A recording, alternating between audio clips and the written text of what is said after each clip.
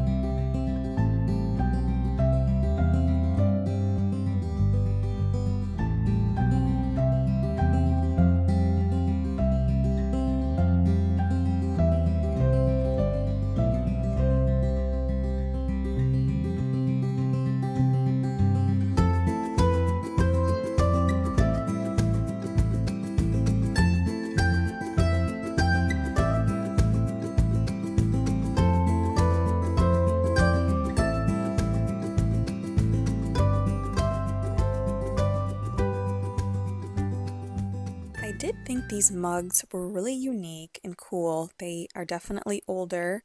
Now, not totally my style or my aesthetic, but I know somebody will appreciate them, so I left them behind. But is anybody else's Goodwill pricing every coffee mug at $4? Because I have never seen one there for less than that, and I feel like that's kind of expensive for a used coffee mug.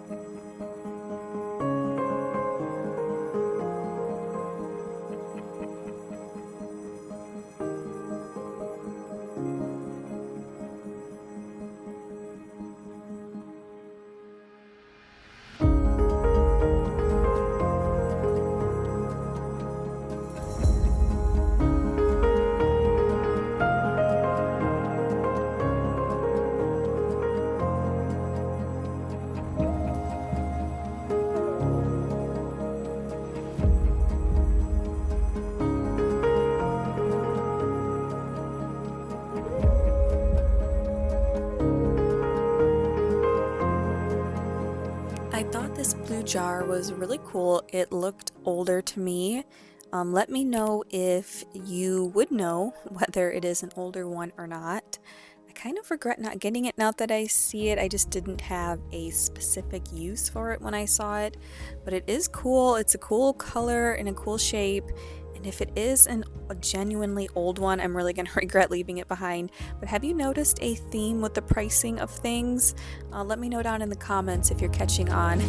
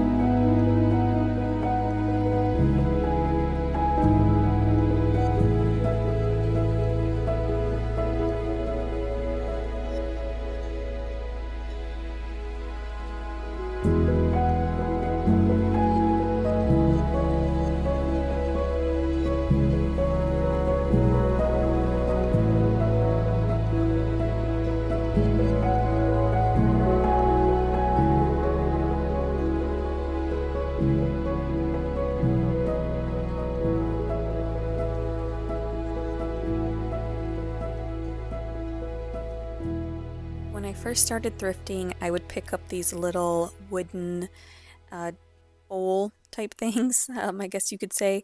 They are really cute, but I already have a couple at home and I'm not using them, so I left that behind. But I thought this, I don't know if this is iron or just metal, but kind of a unique piece. I could see it during Christmas time with some greenery or something draped within it. I'm always picking up these little ships. I just can't help myself. But this one felt a little like a toy ship kind of a look to me. So I put him back also. But we're about to find probably my favorite thrift find of the day. And here it comes. I'm looking around at the art and then I peek back behind because I saw some wood and I see this darling little handmade shelf. I'm sure it's probably older, just based off of the finish of it is very yellowy orange. But I knew for sure that this little cutie had to come home with me, and this was one of the things we're going to be giving a little makeover to later on in the video.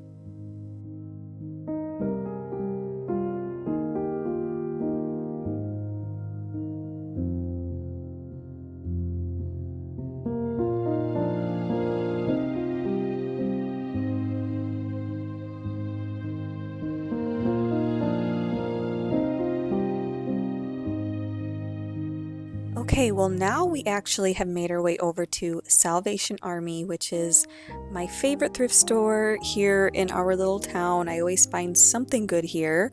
So let's browse through here, see what we can find, and then we'll move on to doing the makeovers on some of the thrifted items and also styling them.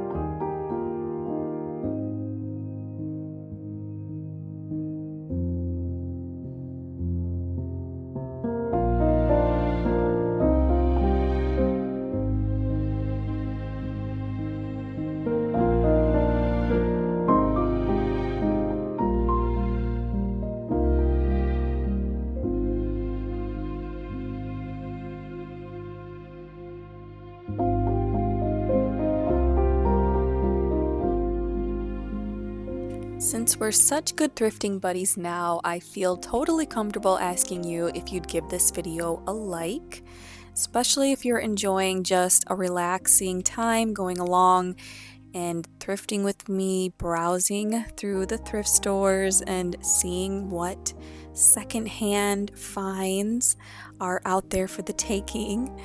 And also, if you like vintage as much as I do, I'm always looking for something that's aged, that's older, that's been around, not mass produced.